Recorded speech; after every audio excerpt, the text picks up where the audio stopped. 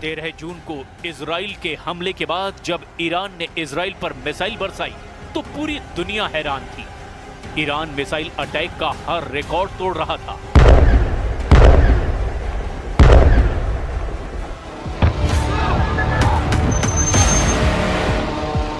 क्या तेल अवीव, क्या हाइफा और क्या इजराइल का डिफेंस सिस्टम, ईरान की मिसाइलों ने इजराइल के हर कवच को भेदा और बता दिया कि जब उसकी मिसाइल फायर होती है तो उन्हें रोकना ना इजराइल के बस की बात है और ना ही अमेरिका के।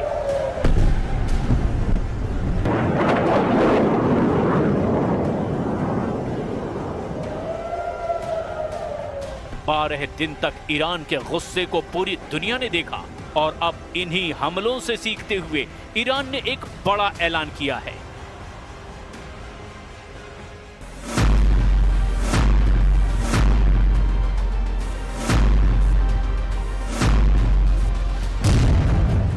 ईरान के रक्षा मंत्री ने कहा कि 12 दिन के युद्ध के बाद ईरान अब डबल ताकत के साथ युद्ध लड़ने के लिए तैयार है। अजीज नासिरजादेह के मुताबिक ईरान की मिसाइल पावर 2 गुना बढ़ा दी गई है। ईरान को लेकर बड़ी खबर इजराइल की मीडिया में भी छप रही है। खबर यह है कि ईरान ने अब दूसरे देशों में हथियार की फैक्ट्री बनानी शुरू कर दी है। हालांकि किस देश में, इसका जिक्र नहीं किया गया।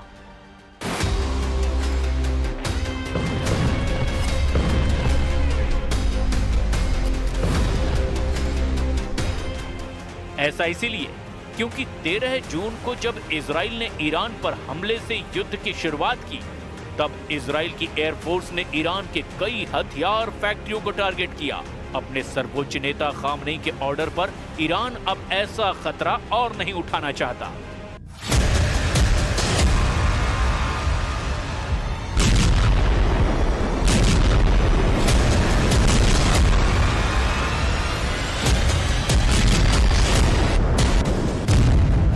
सवाल ये उठ रहा है कि अगस्त के आखिर या फिर सितंबर की शुरुआत में ईरान इजराइल की टक्कर फिर शुरू हो सकती है।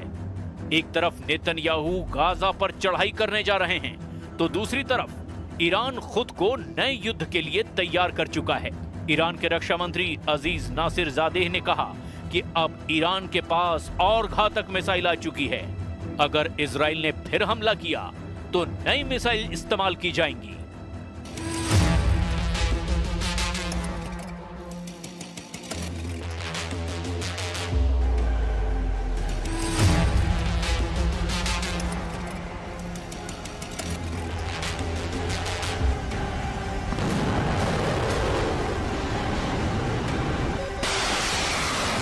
ईरान की असली ताकत उसकी मिसाइल है और इजराइल पर हुए हमलों की कामयाबी को देखते हुए ईरान का फोकस अब मिसाइल उत्पादन पर है।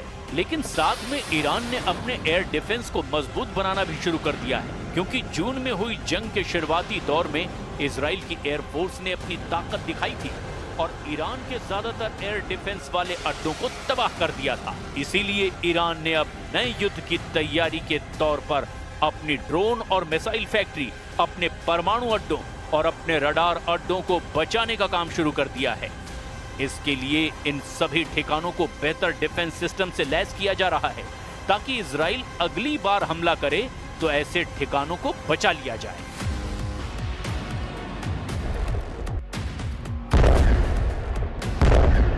अमेरिका और इजराइल ने स्टेल्थ विमानों का इस्तेमाल करके ईरान के कई ठिकानों को तबाह करने का दावा किया था।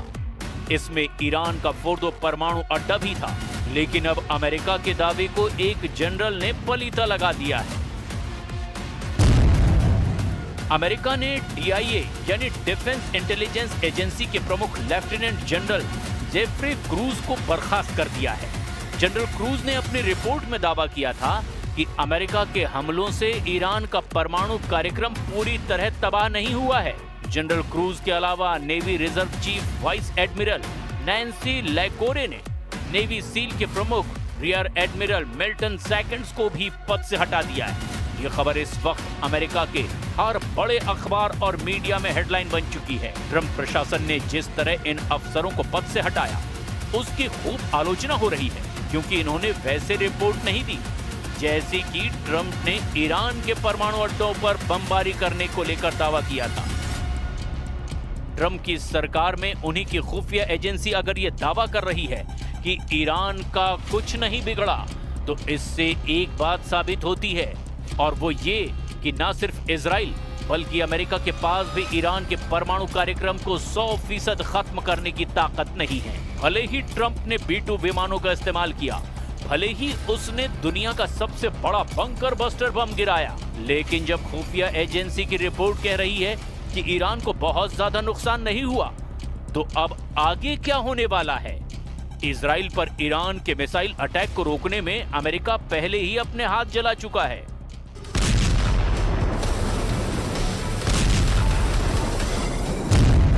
रिपोर्ट है कि इजराइल को ईरान से बचाने के लिए अमेरिका ने जब अपना सबसे बेहतरीन मिसाइल डिफेंस सिस्टम थाड एक्टिव किया, तो ईरान की मिसाइलों को रोकने में थाड का 20% मिसाइल स्टॉक खत्म हो गया। यानी अमेरिका ने जिस मिसाइल डिफेंस सिस्टम को रूस और चीन से बचने के लिए तैयार किया, उसकी 20% मिसाइल तो सिर्फ ईरान को रोकने में इस्तेमाल करनी पड़ी।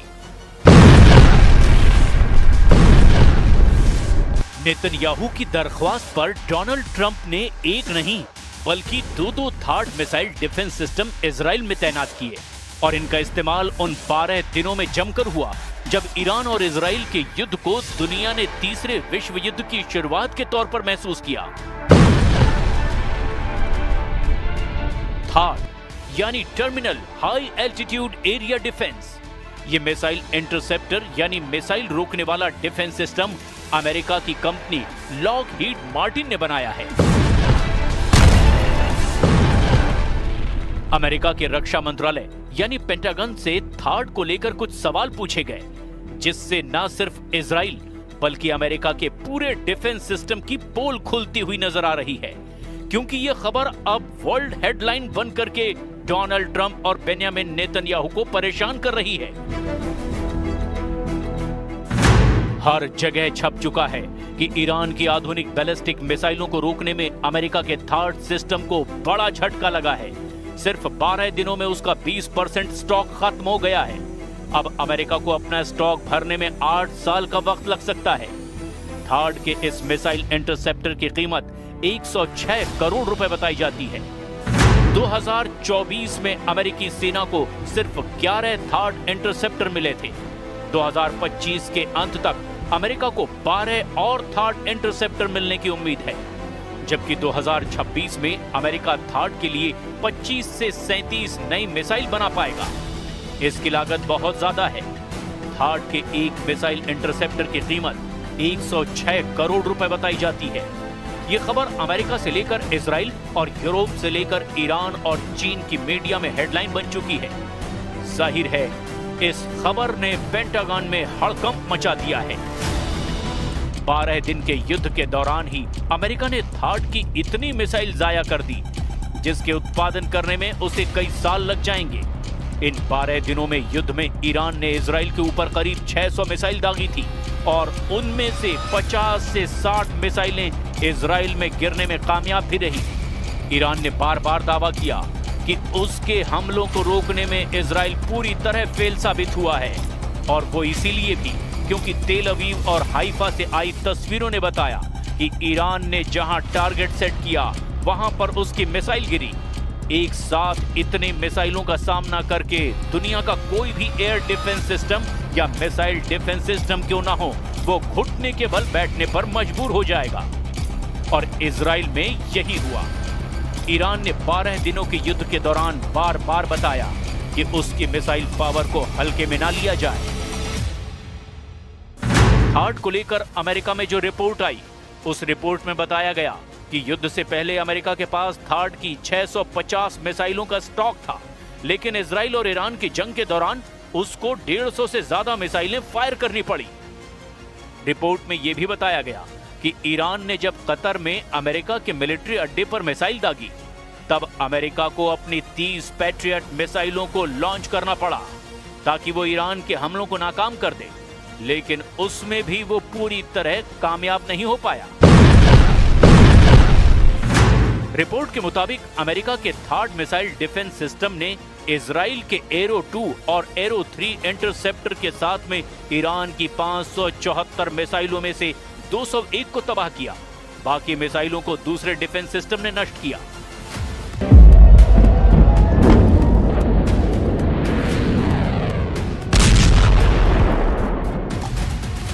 ईरान की मिसाइल पूरी तरह फेल नहीं हुई। इसकी गवाही तो तेल अवीव और हाइफा में हुई तबाही भी दे रहे हैं। इसीलिए ये कहा जा रहा है कि थार्ड या एरो पूरी तरह कामयाब रहे।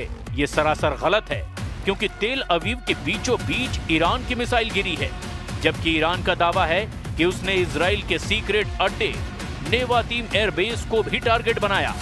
यहां पहले से ही थर्ड मिसाइल डिफेंस सिस्टम तैनात था।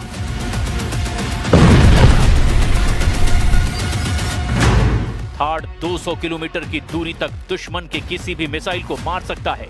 ये 150 किलोमीटर की ऊंचाई तक किसी भी मिसाइल को इंटरसेप्ट कर सकता है। अमेरिका के पास थार्ड की 7 बैटरियां हैं। एक बैटरी में 6 ट्रक माउंटेड लॉन्चर होते हैं। दुश्मन की मिसाइल को रोकने के लिए ये थर्ड सिस्टम के एक लॉन्चर से एक बार में 8 मिसाइल दागी जा सकती है। यानी पूरी बैटरी में कुल 48 इंटरसेप्टर मिसाइल होती हैं। इसे ऑपरेट करने के लिए 95 सैनिकों की जरूरत होती है।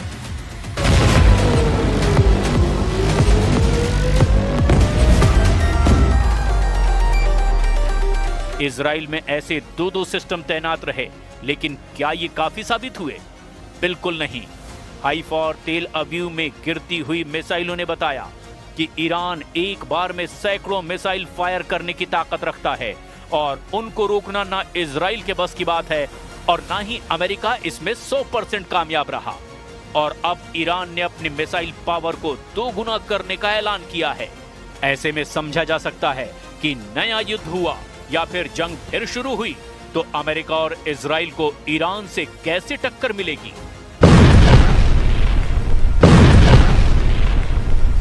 गाजा में अपने 60,000 सैनिकों को लेकर आगे बढ़ रहे नेतन्याहू को अब ईरान से नई चुनौती मिलती नजर आ रही है। लेकिन ईरान ने जो वीडियो जारी किया है उसके टारगेट पर अमेरिका हो सकता है। ईरान ने अपने युद्धाभ्यास का वीडियो जारी किया है। ये इजराइल के साथ साथ अमेरिका को धमकी है। जून के महीने में इजराइल से युद्ध के बाद ईरान की सेना ने अपना युद्धाभ्यास किया है। फारस की खाड़ी में ईरान ने अपनी क्रूज मिसाइल और ड्रोन वाली पावर दिखाई है।